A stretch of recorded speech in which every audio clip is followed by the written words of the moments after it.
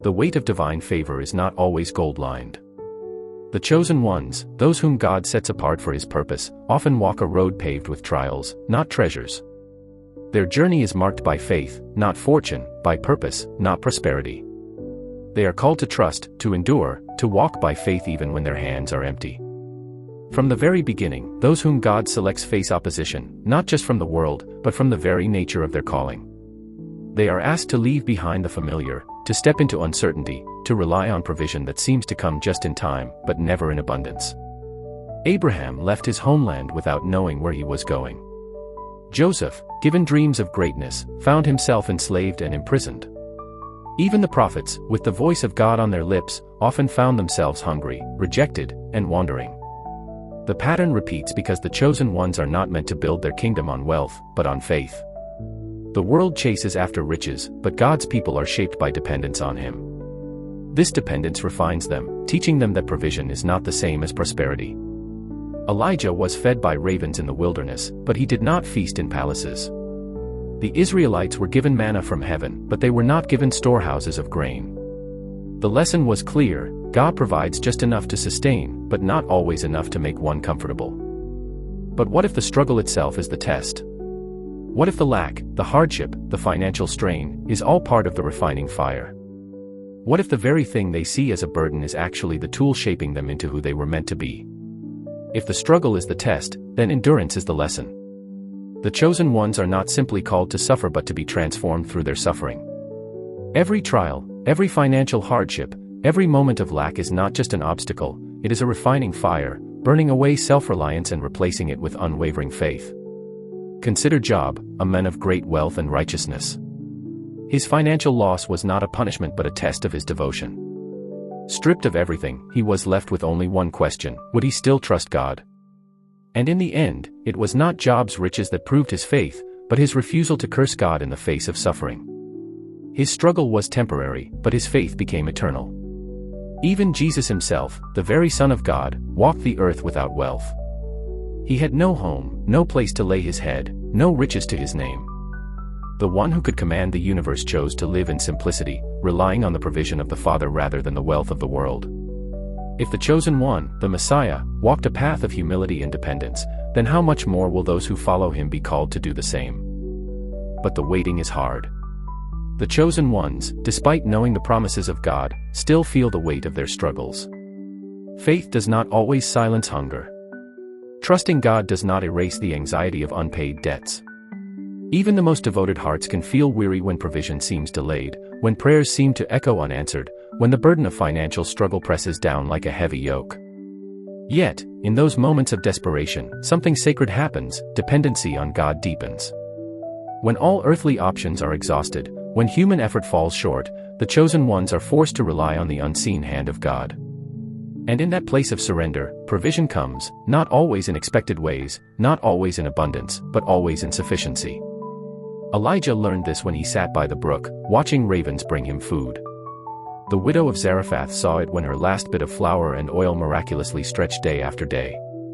The Israelites lived it as manna fell from heaven, just enough for each day, teaching them that their source was not in stored wealth but in God's daily provision. But here lies the true test: will they trust him even when provision is not immediate? Will they walk by faith when the way is unclear? The financial struggle of the chosen ones is not about poverty for its own sake, it is about shaping a people who live differently, who depend not on riches but on God, who are not swayed by material gain but stand firm in faith. Yet, even as they trust, they must wrestle with their humanity. The temptation to compromise, to chase after financial security at the cost of spiritual integrity, is always present. How many times did Israel turn to foreign nations for help instead of trusting God? How often did they long for the comfort of Egypt rather than endure the wilderness of faith? And today, the struggle remains. The chosen ones still battle between faith and fear, between waiting on God and taking matters into their own hands. The world tells them they must hustle, that financial success is proof of worth, that struggle is a sign of failure. But God's economy is different. In his kingdom, the last shall be first, the humble are exalted, and those who lose their lives for his sake will find true life. So, what does this mean for those who struggle financially despite their calling? It means their struggle is not in vain. It means their faith is being refined. It means they are walking a path trodden by prophets, apostles, and even Christ himself. Their lack today does not define their worth, nor does it determine their future. Because in God's time, in God's way, provision always comes. And when it does, it will not just meet their needs, it will testify of his faithfulness. But what happens when the wait feels endless? When prayers for provision seem to go unanswered, when doors remain closed, when faith itself begins to feel like a burden rather than a refuge.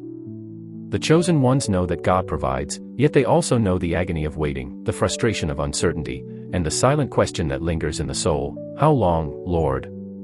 This is where many fall away, not because they no longer believe in God, but because they struggle to reconcile their calling with their lack. They look around and see the unrighteous flourishing, the wicked prospering, and they wonder why those who reject God seem to have an easier path. The psalmist Asaph captured this internal battle when he said, "Surely in vain have I kept my heart pure, all day long I have been afflicted." He almost stumbled because he envied the wealth of the wicked. But then, he stepped into the presence of God, and everything became clear. The prosperity of the wicked is temporary, their success is fleeting. Meanwhile, the struggles of the chosen ones are preparing them for something eternal. Their lack is not a sign of abandonment but of refinement. Their trials are not random, they are producing something unseen, a deeper faith, a purified heart, an unshakable trust. Still, this does not mean they do nothing. The chosen ones are called to faith, but faith is not passivity. God does not despise hard work, he blesses diligence. But there is a fine line between working with faith and striving out of fear. When provision seems scarce, the temptation is to take shortcuts, to compromise, to trade integrity for quick relief. But at what cost? This is where the chosen ones must decide, will they trust God's timing, or will they chase after wealth in their own strength? The Israelites grew impatient waiting for Moses and built a golden calf. Saul feared the delay of Samuel and offered an unlawful sacrifice. Time and time again, impatience led to compromise, and compromise led to loss. The financial struggles of the chosen ones are not just about money, they are about trust, obedience, and endurance. Yet, there is hope. Scripture is filled with moments where God provides in unexpected ways, where the barren land suddenly bears fruit, where the night of weeping turns into joy. The same God who sustained Elijah in the drought, who filled the nets of weary fishermen, who multiplied loaves and fish, is the same God who sees every financial struggle, every silent prayer, every tear shed in uncertainty. And when the breakthrough comes, and it will not be just about financial relief. It will be a testimony. A testimony that God is faithful, that waiting was not in vain, that obedience was worth it. The chosen ones may struggle now, but their story is not over. They are being prepared for something greater, something richer than money can buy, something eternal. And when their season of lack turns into a season of abundance, they will know, it was never about the money. It was always about the faith. But even as the chosen ones endure financial struggles, they must remember one thing, God's provision is never late. It may not come in the way they expect, it may not come in the timing they desire, but it will always come in the way that builds their faith and draws them closer to Him. The waiting season is not a punishment, it is a preparation. The lack is not a sign of failure, it is a test of trust. And when God finally opens the floodgates of provision, it will be clear that no human effort, no shortcut, no compromise could have done what He has done. Because when God blesses, He does so in a way that no man can take credit for. So, to those struggling financially despite being chosen, hold on. Do not give up. Do not compromise your faith for temporary relief. Do not let the enemy convince you that God has forgotten you. The same God who led His people through the wilderness with daily manna, the same God who turned a widow's last meal into a never-ending supply, the same God who provided for His son even though he had nowhere to lay his head, that same God sees you, knows you, and will sustain you. And sometimes, God's provision comes through people. If you feel led to be a vessel of blessing, to support those who are struggling, know that your giving is not just charity, it is obedience. It is an opportunity to be part of God's plan, to help someone hold steadfast in their faith, to remind them that they are not alone. Like and subscribe to support this message and help spread God's truth. If you feel called to give, you are free to donate. Let's stand together and lift up those who are waiting on God's provision. Check the description for the PayPal account, and may God bless you abundantly for your generosity.